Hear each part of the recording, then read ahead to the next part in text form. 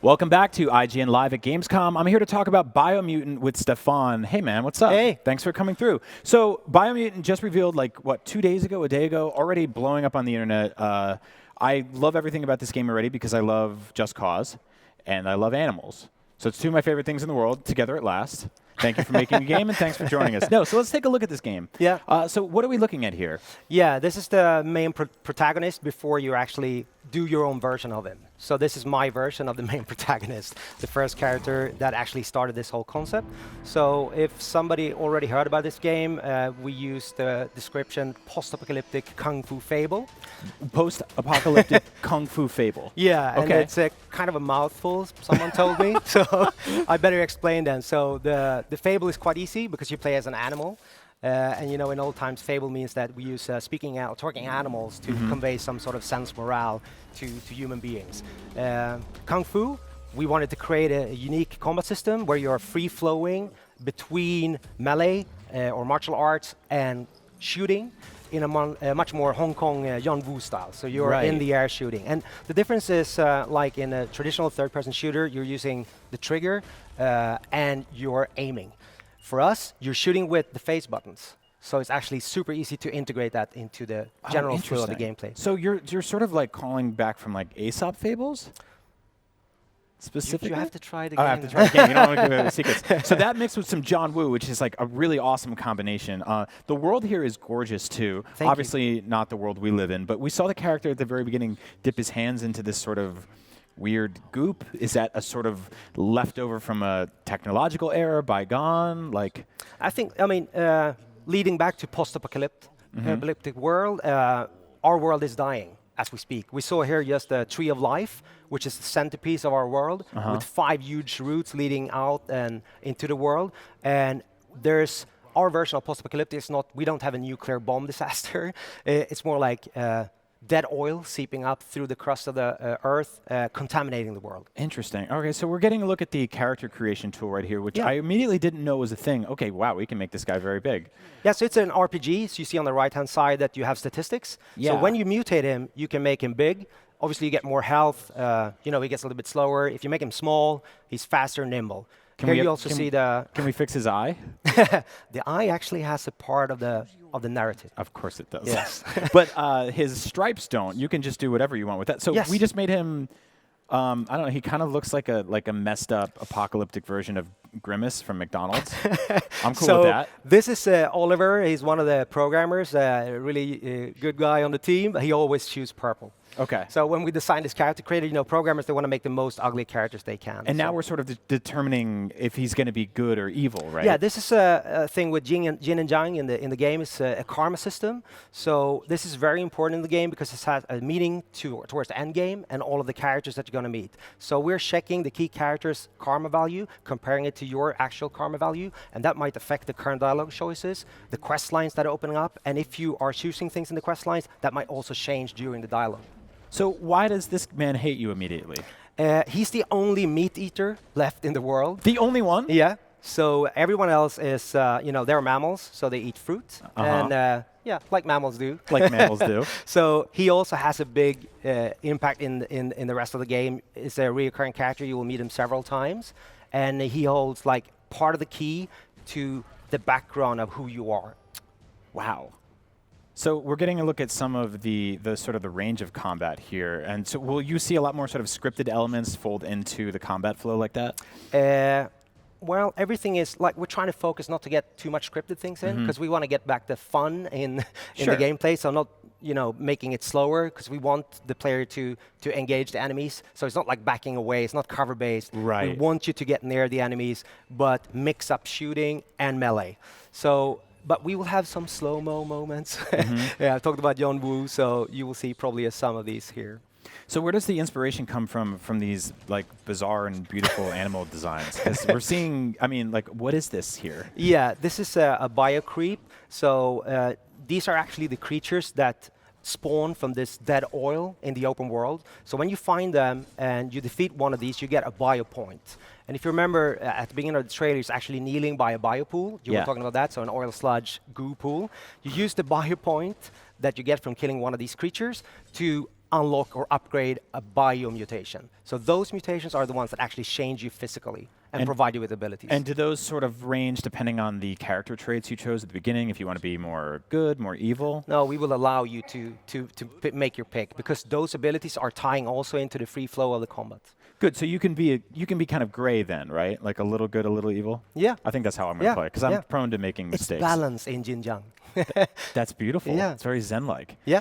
So traversal, obviously, there's some verticality here with this open world. Is that correct? Yeah, it's correct. So this is the beginning of the game, the Gamescom demo that is live here to play. So we're looking at about half of that. So there's some cuts here. Stefan, that's great. What the hell is that? The big guy? Yes. Yeah, he's trying to grab you and to drown you in that oil sludge. Why?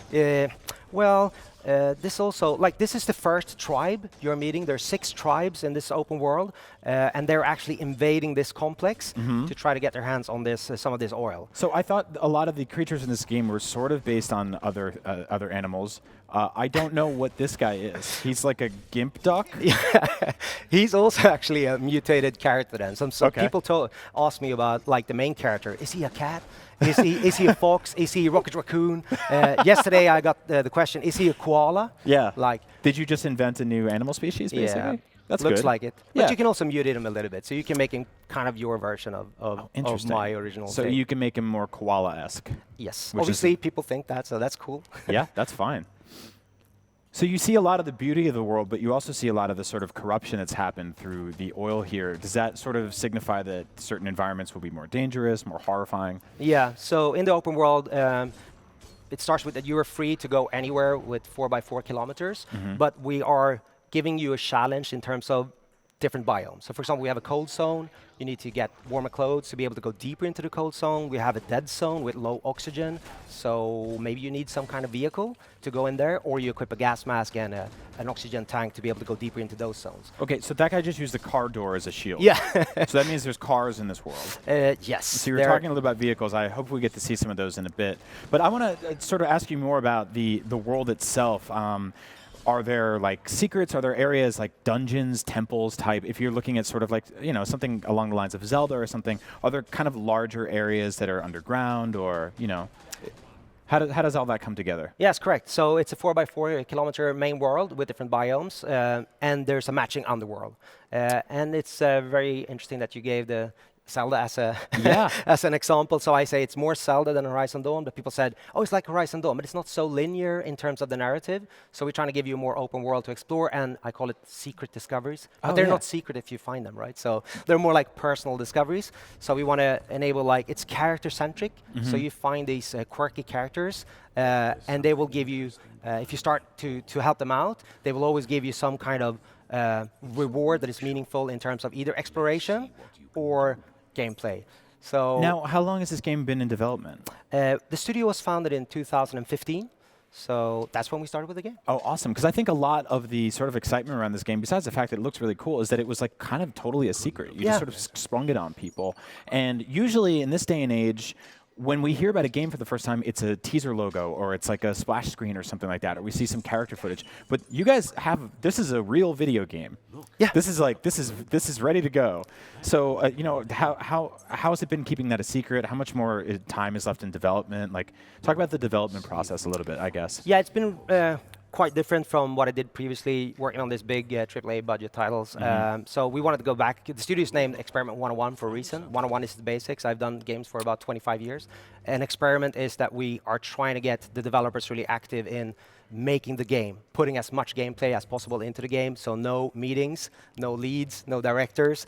And a lot of us are multidiscipline developers. So when we make decisions, people have a deeper understanding of what impact it has actually on the actual game. So removed from the sort of like AAA label, or the big budget label, did you find more creative freedom in sort of coming in and saying like, this is what we want to do today, and there's less people above you being like, no, you can't? Yeah, I mean, I loved being there. I loved working with those games, but it's a little bit more complex because you have to get everybody on board, and that takes a little bit more time. Here, we had the opportunity and the backing to actually make those decisions ourselves. So, correct. 100% correct. Now, we talked a bit about traversal. We just saw something there where the main character can spawn sort of spores on the ground and use them to jump into the air. Yeah, that's an example of weird in a good way. Yeah, so I always talk about weird in a good way about this game. So I play video games for escapism, so I want weird stuff. I want, a mole in a wheelchair or whatever that is right there. Now, the way you just unlock that sort of traversal spore thing, we'll be able to see a lot more stuff like that in the game. Is that unlocked through sort of boss fights? Like, how do you gain those abilities? That spore or fungi infestation is actually a biomutation. Okay. So usually we take the mutation system and bring that into core gameplay. So the fungi is obviously a good thing in an open world exploration game, but also it has an effect in combat because enemies will bounce off that. And you can also use that to bounce off that to get up into aerial combat, for example. Now we see these sort of grunt-like enemies here. They're all wearing these kind of giant Hotline Miami nightmare masks. What's the story behind this? So like I said, there's 6 different tribes in the game, and they all have a little bit of different, flavor to their look, but also to the behavior. And they also go into this karma system of good and evil. So the leader can either be good or evil. And they also have a kung fu master aspect, so they can teach you certain new moves if you start to work with them.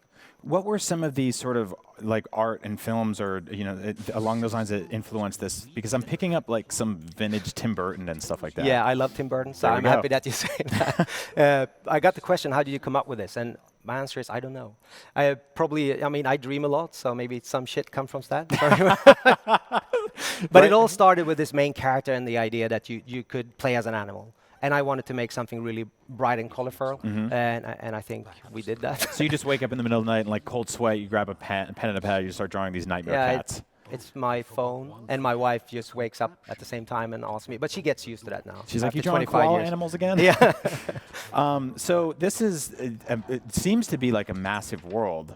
How will that unfold sort of for players to explore? Will they be able to go in different directions from the start? Like, how does that work? Is there sort of a more defined path? We try and keep it as open as possible. So think of the map as a diamond-shaped map. So you start in one corner, and like to the right-hand side, there's an archipelago. So you will need to work with the character to allow him to build you a Wotski. Then you can traverse the archipelago. You need a stronger. Yeah, Wotski. We will see this shortly. Cool. If you go on the left-hand side, it's more of a dead zone, and to venture deep into that, you will need a mech. And we saw it now. Oh God. She actually bit the leg of the guy in the wheelchair. Yeah. So there's a narrative there as well. All right. And here we see a little bit of what the actual game would look more like. Now this grasshopper we see hopping around a lot, what's the story with him? Yeah, he's your sidekick in the open world. He's like your Geppetto?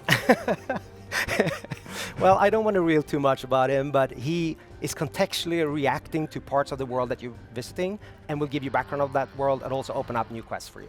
We saw, so now there's a whole lot of stuff going on. I don't even know where to begin. So there's a hand you can ride. Yeah. There was a giant like sort of bugle horn that woke up the sea, the sundial. Here's the crazy inventor. So if you start work with him, he will then give you cool things like the mechanical hand. What is this? It's a puff blimp. It's an air balloon. I have a million questions for you right now.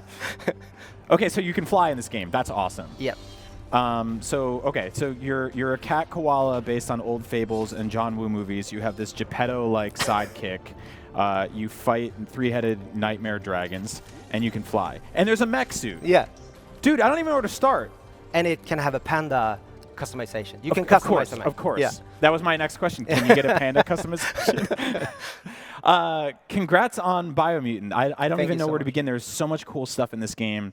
Do you have anything along the lines of a release date, platforms, anything like that yet? Next year. Next year. PS4, Xbox One, PC. Okay, cool. Anything else you want to say about the game? Like you said, there's quite a lot to say. So I seriously have a million questions. Everything from weapons to the art direction to the customization seems really cool to me. Yeah. So let me ask you, why decide on having such a customizable main character? So many games sort of value you into a defined protagonist, especially for something that is so narrative driven. Yeah. Why give players that choice? Yeah, I mean, I like video games because I can dictate what's going on in the game. So when I want to experience a narrative, I go watch movies. Excellent. So I'm trying to go back a little bit to the games that I loved when I was younger, and that's what we're trying to do. So we're going to try to give you as much as possible in terms of freedom and customization. Well, Stefan, thank you for making a game and not a movie, because that way I can play it for a very long time. That's Biomutant. It's coming next year. We'll be covering games all week long right here for Gamescom with IGN, so stick around.